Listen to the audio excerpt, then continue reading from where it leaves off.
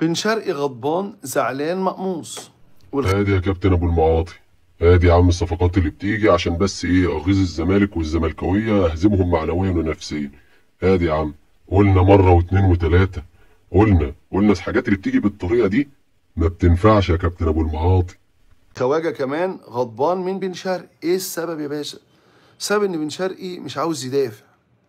قال لهم يعني كل شويه ارجع كل شويه ارجع كل شويه ارجع، عاوز ابقى مركز في الشق الامامي. بص انا مش هقول لك ان يعني انت راجل صحفي كبير وعارف، يعني بن شرقي في تاريخه كله في الانديه اللي لعب فيها، حتى في فرنسا، في السعوديه، في الزمالك، ده اسلوبه وطريقه لعبه.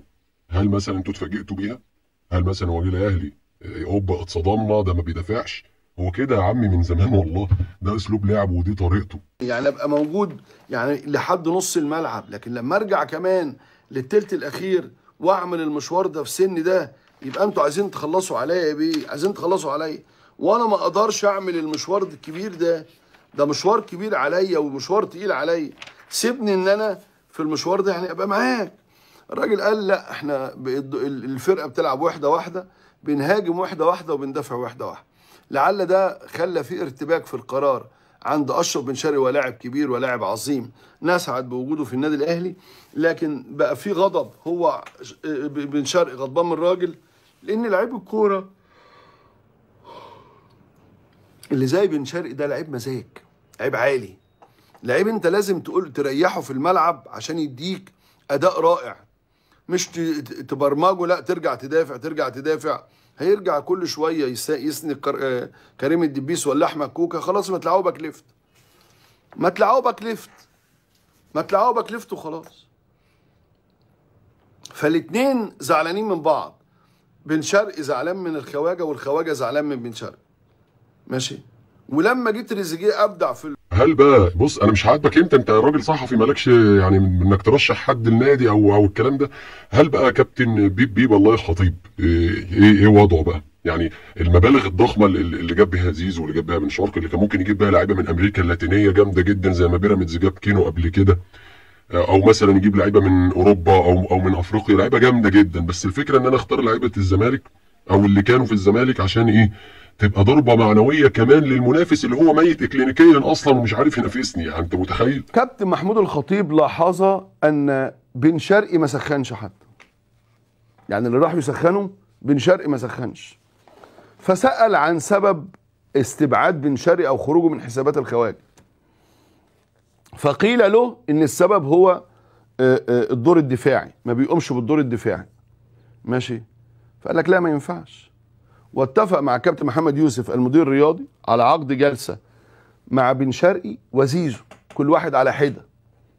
بن شرقي للتاكيد له على انه نجم كبير، وان هو جاي للعب دور مهم، ومش مفترض ان هو يستبعد، وان هيبقى في كلام من الجهاز الفني معاه بحيث ان هو يقرب. الراجل بيقول له ايه؟ الخواجه بيقول له انك انت بتدافع دفاع وهمي مش فاعل، ما بتبقاش تحت الكوره، بتبقى واخد جنب كده وخلاص. يعني ايه رأي بقى دلوقتي حضرتك وجمهور النادي الاهلي اللي عارف على مدار تاريخه ان اسلوب اللاعب المهاري ما بينفعش مع النادي على مدار تاريخه؟ نادرا يعني لما تلاقي مثلا ايه الاهلي طريقه لعبه وظيفيه شويه، تحس انهم 11 موظف ممكن يدخل وسطهم كده واحد مبدع شويه وما بيبقالوش مكان، ما بيطولش كتير في طريقه لعب في طريقه لعب الاهلي من ساعه ما انا 1907، من ساعه ما اتعب على مدار تاريخه. يعني الصفقات والكلام كتير اللي جه اللي كانت لعيبه مهاريه وما لقيتش مكان تتاقلم مع التيم ده. ايه راي مثلا جمهور الاهلي النهارده في صفقات النهارده اللي يقلب وشه والمدرب ده؟ يعني على راي عمرو جمال لعيب كان بيلعب في الاهلي قبل كده، قال لك المدرب ده انا اتدربت معاه قبل كده في جنوب افريقيا تقريبا، اللي بيلو بوزه ما بيشمهاش. طب دلوقتي ده لو بن شرقي لو بوزه ما شمهاش، ايه وضعك انت مثلا دلوقتي لما تجيب لاعب انت عارف ان هو ما بيدافعش وعارف ان اسلوبه الدفاعي مش حلو؟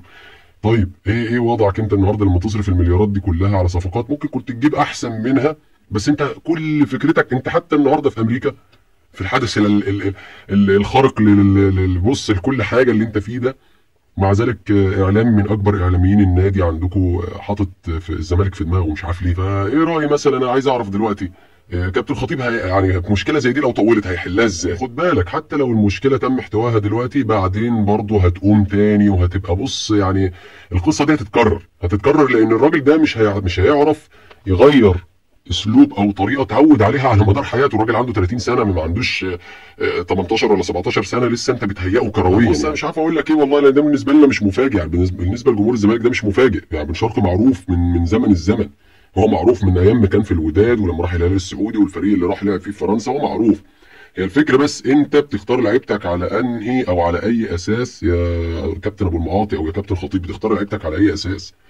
على اساس الكفاءه او المهاره، ولا على اساس النكايه في الزمالك وان انت تضايق الزمالك وجمهوره وخلاص؟ يعني هي دي الفكره. ربنا يهدينا ويهديكم والله.